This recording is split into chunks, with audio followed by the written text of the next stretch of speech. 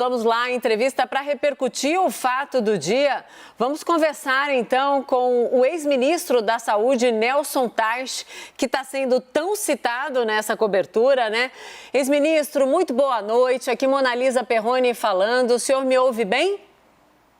Boa noite, Mona Lisa. Boa noite, Caio. Estou ouvindo bem vocês. Vamos lá conversar. O que significa, em termos de esperança para o senhor, que é médico, a volta de um médico no comando do Ministério da Saúde? O senhor acredita que agora a medicina e a ciência terão voz e vez?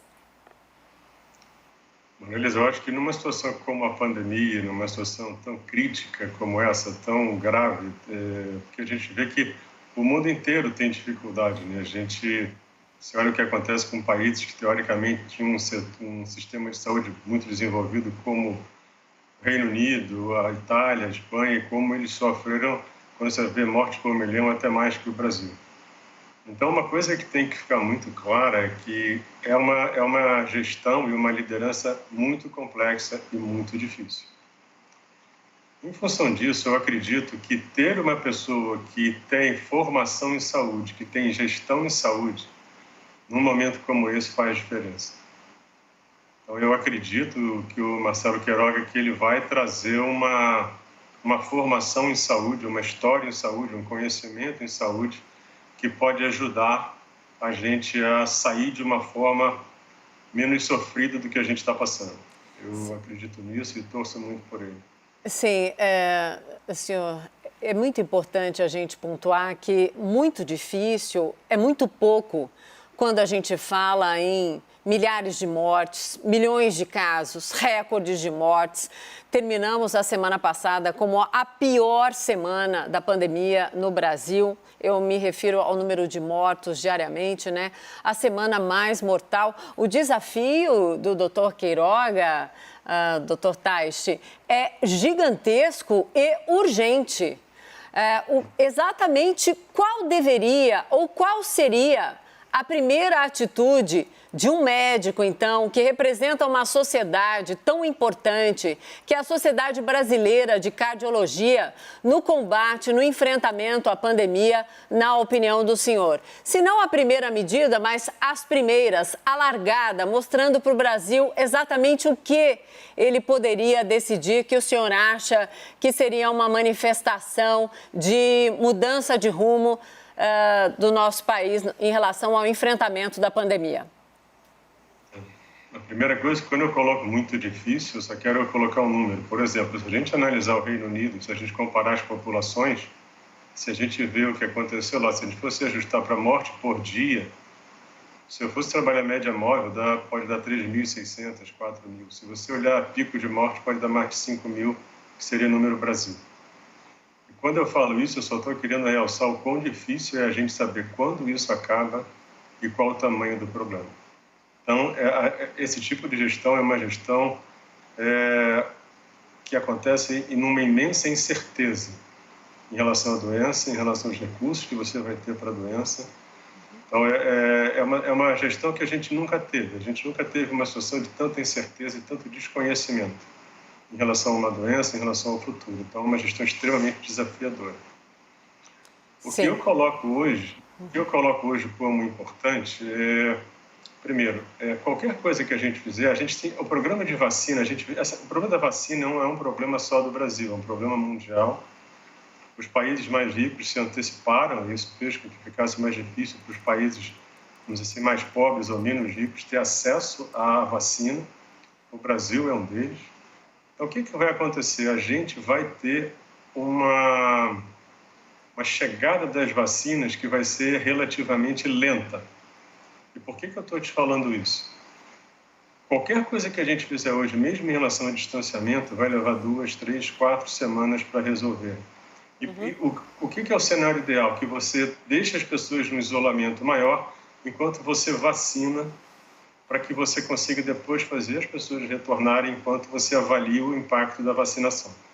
Sim. Como o programa de vacinação deve demorar a deslanchar, a gente possivelmente está falando de meses de doença sem controle. E que ela só vai conseguir ser controlada através de medidas de distanciamento e melhora da estrutura de saúde para cuidar das pessoas. Então, ele tem um desafio que acontece em paralelo.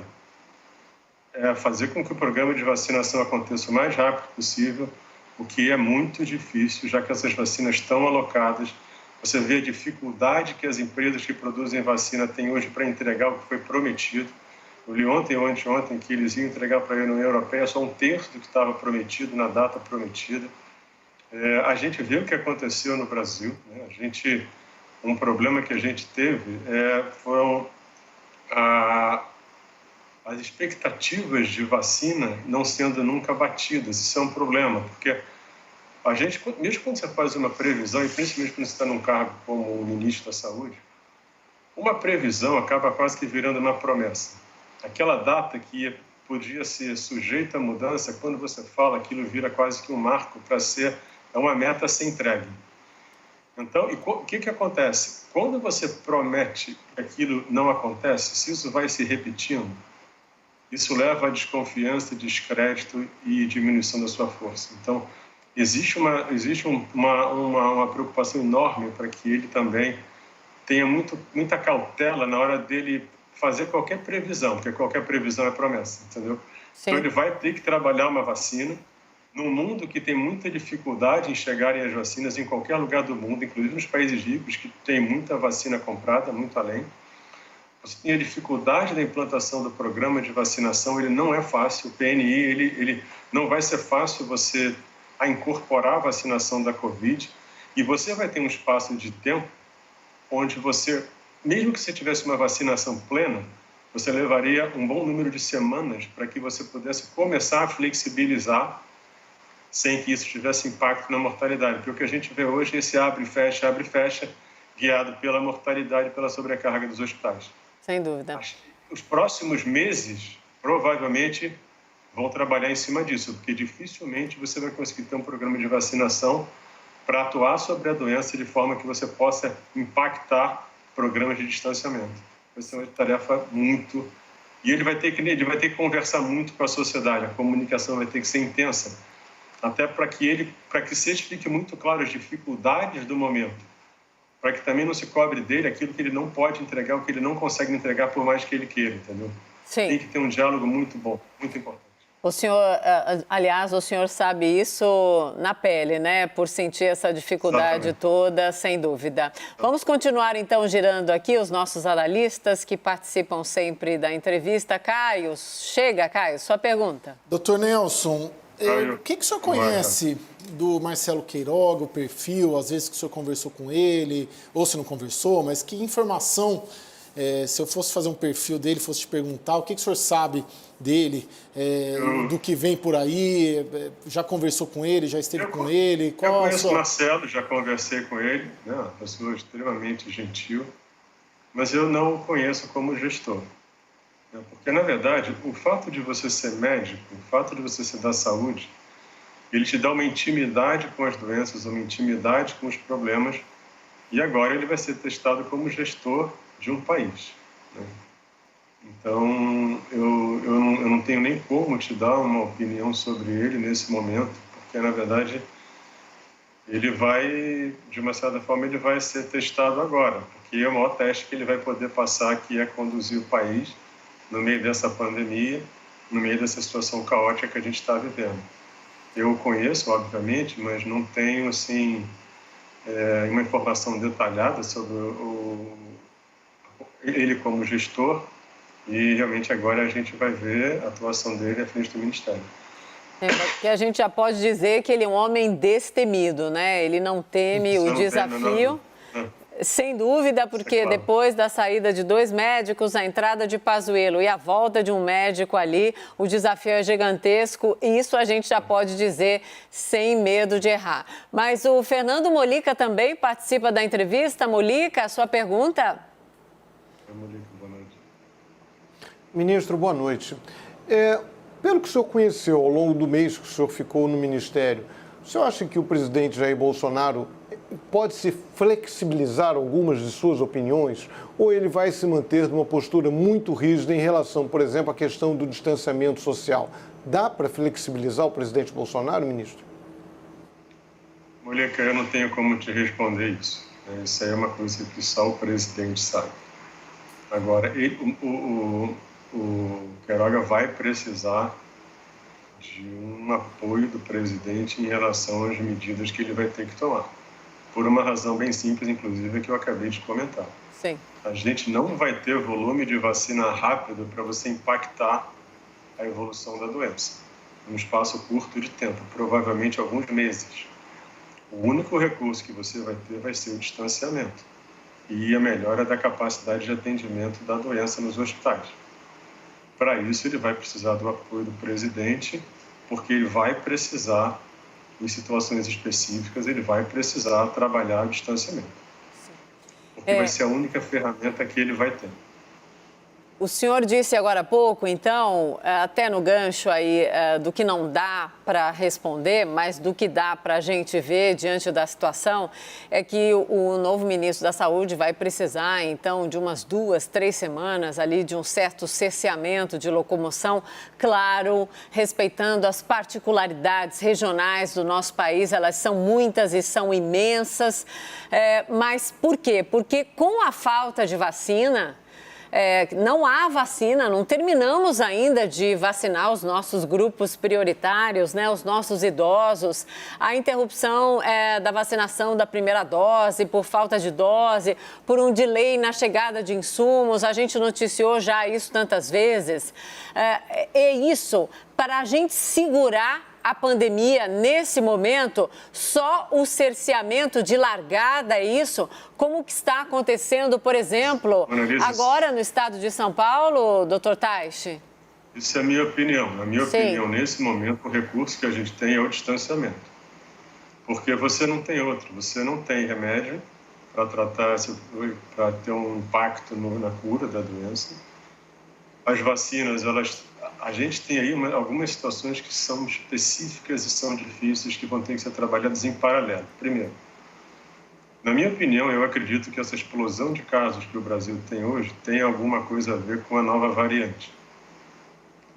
Então, a gente vai ter, existe um risco de você ter uma variante viral mais resistente às vacinas e às infecções prévias. Se isso for o caso, você vai ter um prolongamento ainda maior da capacidade de você controlar a doença. E isso vai te levar a precisar de ter mais necessidade ainda de manter algum distanciamento. Então, o cenário, ele como um gestor, ele vai ter que mapear todos os cenários possíveis. Um dos cenários possíveis é a presença de variantes que podem tornar a doença mais difícil de ser controlada. Sim. Né? Se você imaginar a gente lá para abril, maio do ano passado, ninguém podia imaginar que a gente ia chegar em março desse ano com a situação que a gente está vivendo. A doença é imprevisível. Sim. A última coisa que você tem que fazer é tentar adivinhar o que vai acontecer. Você tem que trabalhar, você vai construir o futuro, você não vai adivinhar o futuro. Isso vai passar por estrutura hospitalar, vacina, cuidado do distanciamento, fortalecimento da parte de máscara, tudo isso, todos os cuidados que são necessários. E você vai ter situações, você vai ter que trabalhar muito a informação, como é que essa doença dissemina, por exemplo, a gente que já comentei outro dia, a gente fecha a noite e fecha final de semana, mas a gente não tem um mapeamento detalhado de como é que a doença se transmite, onde é que é o pico de transmissão do dia e da semana. Exato. Se o pico de transmissão for de segunda a sexta no horário comercial, fechar a noite e final de semana ajuda, mas não vai mudar a história da doença, entendeu? A gente tem pouca informação até sobre as características da doença, da transmissão da doença. Como é que essas novas variantes estão se espalhando, como é que elas estão predominando nos lugares, como é que essas vacinas vão funcionar. A necessidade de informação detalhada e complexa é cada vez maior.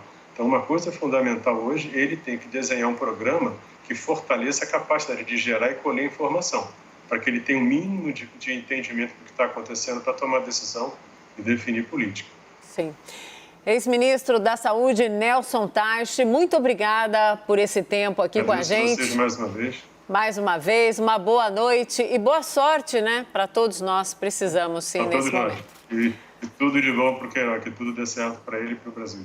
É isso aí. Tudo de bom para vocês. Estamos na torcida também. Obrigada, doutor Taishi, obrigada, Caio e Molica também.